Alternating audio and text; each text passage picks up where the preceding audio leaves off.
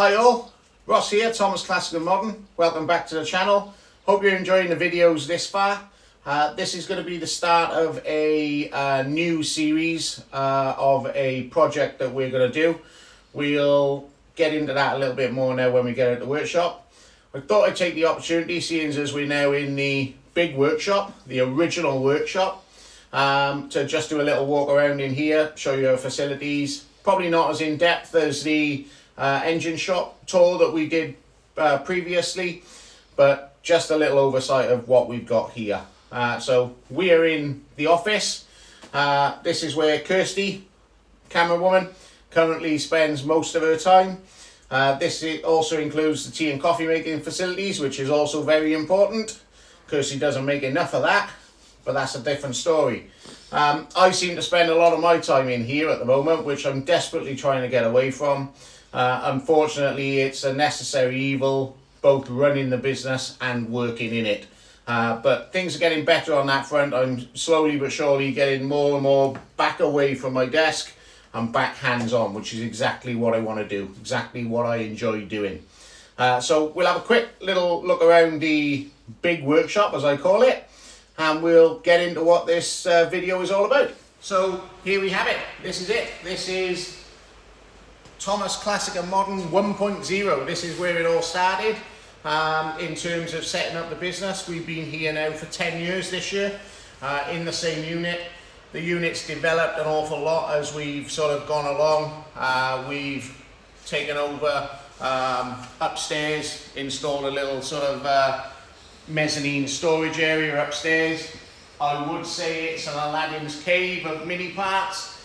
It's more like a dumping ground. But it's where all of our second-hand stocks live.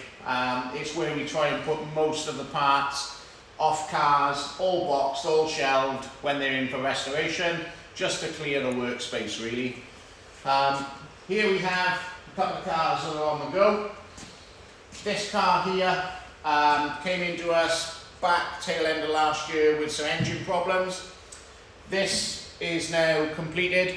We've ended up doing an awful lot more work to this than was originally expected. This is now running our new specification engine. So this is running the AC Dodd OE camshaft. It's also running a big valve converted cylinder head that we've had done by Carver ST. So it's not a fully modified cylinder head, but it's making the best of having to do that job anyway. So this is off out to the dyno now next week. Have a look on our Facebook page because I'll post all the results of that on this when we get that done next week. This little blue car here has recently been purchased by a customer at auction. Brought it to us for a post-purchase inspection. That has quite a few wants and needs. Let's say it's been put together without real due care and attention. There's a lot of issues with it, but we'll sort those out. We may do a few videos on this one as we go along. Depends on how time goes really. And this one that we have here is a late MPI that originally came in for some sills and inner sill repairs. It's not a full restoration. It's more of a usable classic kind of restoration as we call it. That has snowballed somewhat. That is now having to have a whole raft of mechanical work. It's having to have a front end, scuttle, dash rail, top of the bulkhead. It ended up having complete outer sills, flitch repairs, and it's also had boot floor repairs, rear valance closures, and heel board repairs. So as is usual with these later MPIs, that ran away somewhat. Our booth in the corner there, what we tend to use that for now is our full restorations. There is currently 1963 997 Cooper in there undergoing full restoration. It's on the rotisserie, we're well on with that. I'm not going to take you in there and show you it because we have done some video footage of that as we've gone along, and we'll probably roll that out as a little bit of a series as well. all the main metalwork, bodywork, rotisserie restorations are done in there. We will then do all the underbody prep work. We'll bed liner it, epoxy prime it, etc, etc. Do all the underside. We'll paint all inside, so it's all body colour, and then we will ship it out to one of our other couple of suppliers for its full exterior repaint. But the purpose of today's video, and the next series, if you like, of videos, is this little project that we have here. This car came into us, it had been laid up a little while, wouldn't run, customer wanted it sort of sorted out, put back on the road, MOT'd, so that he could sell it. We've already inspected this one, we've gone over it, we managed to get it running. Unfortunately, it is intermittently throwing fuel out of the fuel overflow. Kind of understand that. I can virtually guarantee it's been parked up with no stabiliser in the fuel, so you probably find the fuel's gummed up. There's all sorts of gum, debris in the fuel, jamming the float chamber open every now and again, the float valve, should I say. So we've ended up now, we've actually taken this one on. So it's a good opportunity for me to give you a quick little walk around video of one of these cars and the common issues that we see with these cars when they come in for this sort of work. So recommissioning following a period of layup, or something that's sort of, you know, not really been looked after very well during its life. I'm gonna put this up in the air. I will run through the bits and pieces that we've noticed on it, and then what we'll do is we'll break this down into a series of videos showing each item as we need to do it, purely because this car has what I would call all the usual. It needs rear brakes doing, it needs front suspension cones doing, it needs ball joints, it needs a steering rack, and so on and so forth. So it's all the sort of thing that you actually might encompass having to do, you know, on your own, if you're looking after your own vehicle, or if you are going to send your car to somebody such as ourselves, a specialist, it's the sort of thing that they are going to have to do to put your car right. So that's where we're at with this one. So we'll get it up in the air and we'll have a quick run around as we usually would. I'm not going to go through a full inspection as such, because obviously we've already done that on this, but I will point out some of the key areas, and hopefully it'll help you to understand some of the areas, if you're looking after your own car, that you should be looking. Okay, so just before we sort of get into this and I start doing a little walk around video of the bits and pieces, I just thought I'd read through the report that we actually did on this. So I'm going to rattle off a bit of a list of the bits and bobs that we know are wrong with this following our inspection. So we've already touched on the fact that it's storing fuel out of the overflow. Near side and offside front tyres are illegal, par for the course. Near side outer CV boot is split, again straightforward running repairs. Both steering rack gaiters perished, again straightforward repairs. Rear brakes not working at all, not under foot brake and not under handbrake. Both rear radius arms excessive play, I'll try and catch that on the video for you. Near side front upper ball joint excessive play, offside front lower ball joint excessive play. Spare tyre defective, there's no sidewall in it, looks like it's had a blowout at some point. Offside front brake is binding, again kind of par for the course after something's been parked up for a little while. Front brakes in general poor condition, yes they're all badly corroded. I've got a funny feeling that the caliper is seized on the one side. I don't think it's going to free up, but we'll cover that when we get into it. Near side rear outer sill hold near the mounting. Near side rear knuckle joint boot split, rubber again defective. Offside and near side floors pushed up and out of shape, notational. Again, I will show you that when we get it up fully in the air. It irritates me massively seeing people, or tyre garages, or MOT garages, or garages in general, jacking these poor little cars up on the slinging plates. It's not so bad on the back, admittedly. There's less weight in the back. You do it on the front. It doesn't matter whether that car is absolutely brand new. Those floors are not designed to take the weight of bear the weight of that car, including all the engine, etc., on the floor pan. And we'll show you exactly what happens with that. I'm sure you've seen it before. Underside in general, poor condition. It's not. It's very dry, flaky, crusty. There's no actual rust holes in it as such, apart from the one hole in the sill. Underside is generally very good. But again, we're going to cover off in a later video how we would go about sort of cleaning that off, treating it, and making it as good as we can as a built car. Rear exhaust mountings perished. Exhaust in general, poor condition and not fitted correctly. I'll show you that. Offside rear and near side rear knuckle joint boots perished. Rear subframe mountings fitted incorrectly. I'll show you that. I see it very, very often. Both front upper arms are missing their dust seals. Again, very common. Front tie rod bushes split. Various oil leaks, but not excessive. Excessive play in steering column, upper and lower bushes. Dip beam not working. No hazards working. No one touch working on the wipers. And that's about it.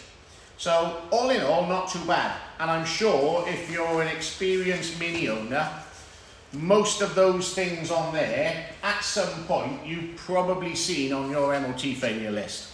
Lots of rubber bushes split, lots of rubber bushes perished, play in ball joints, radius arms, etc. Brakes, rear brakes out of adjustment, front brakes not working.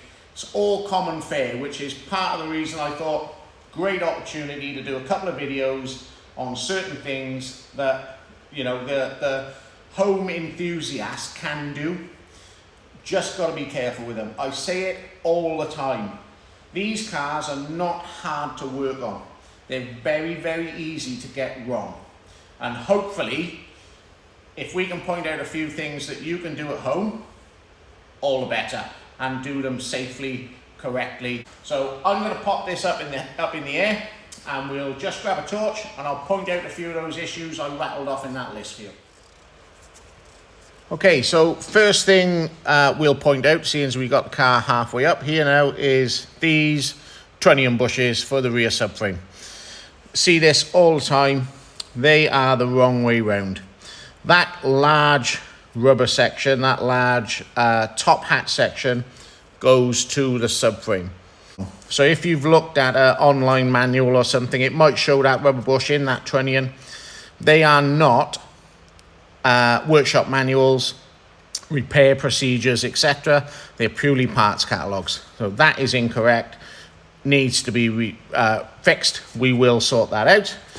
Whilst we're here, you can also see this is a small hole in the sill, and by and large, in all honesty, that's absolutely nothing really compared to what the condition of some of these can be like. When this rear subframe is out, we'll cut this section out, see how bad it goes, and we'll let in a small repair into that area there. But other than that, it's generally good. The other thing I will also try and demonstrate, seeing as we're here, is the play in the radius arm, and also perhaps how you go about checking that. You may not know. You may do. I'm not teaching you to suck eggs. I'm just pointing this out that this is how you check it. Grab the wheel at 12 and 6, and you're not looking for in and out play. That's checking a wheel bearing. What you're trying to do here is lift and pull down. So what we need to do, if I can just get my torch to stay in there, is look at this area in here where the rubber is and the end of the radius arm. That is where the play normally occurs. So if we lift this one and drop it, you can see, hopefully, you can certainly feel it.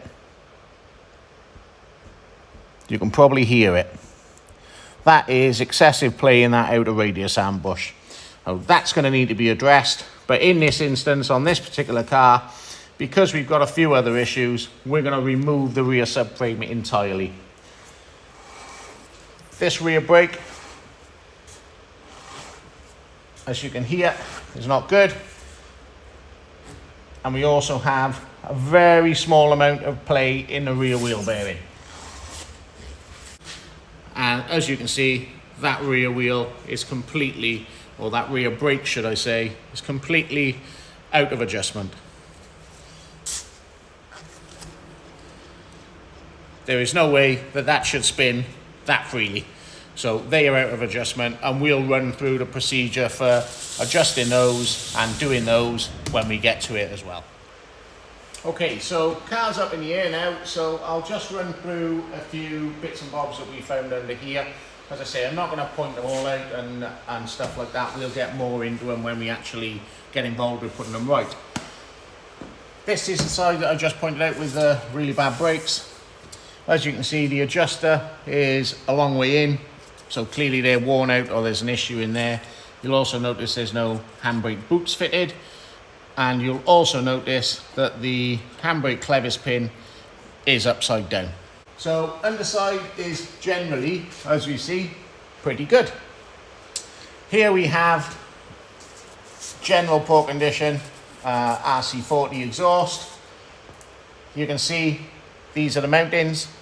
Usual thing, perished rubber. Not going to be long before they break, and that ends up dragging along the floor. So we'll sort those out, that's no issue. Same over here, more perished rubber. So this rubber here, that's going to need to be replaced. And this is the side with the tighter brakes. I won't say they're binding, but they're not great. And again, the adjuster is a fair way in, so we need to take care of that. Exhaust, not fitted correctly. Don't know whether you can see that in the camera, but that exhaust is hitting the subframe there. It's mounted dead tight up to it, and it's also doing exactly the same there. So that exhaust, not ideal. In this instance, we're going to be taking it off and we're going to be replacing it with a new one anyway.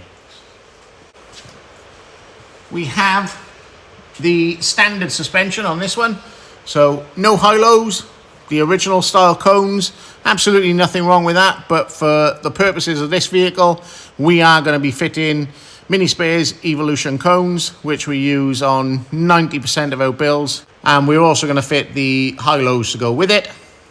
We're also going to replace this fuel line, old braided fuel line. It is absolutely rock hard, so I'm imagining under there that's not great. Again, fuel tank's got to come out for us to get the subframe out, so we're going to take the opportunity to replace that at that time. Underside, as you can see, in general, pretty good. Let me just turn my torch the other way. In general, pretty good. Yeah, no major holes, no nasty patchwork quilt jobs. Just wants all a good clean off, a good coat of treatment, and some sort of protection under there. So we'll take care of that. We're also going to do exactly the same under the boot floor when we've got the subframe out. But again, it's in general pretty good order. So we'll just make that as best as we can without obviously stripping this down to a completely bare shell. Working our way to the front. Sills, they're the correct sills. Again, there's flaky paint and bits and pieces over them, but they're solid, and they will suffice, no issues whatsoever there. We'll get those treated, and we'll also get them painted.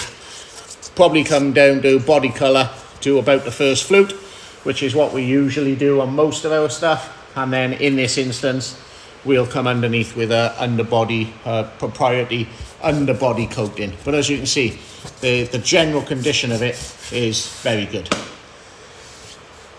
This is the pet hate that I was talking about.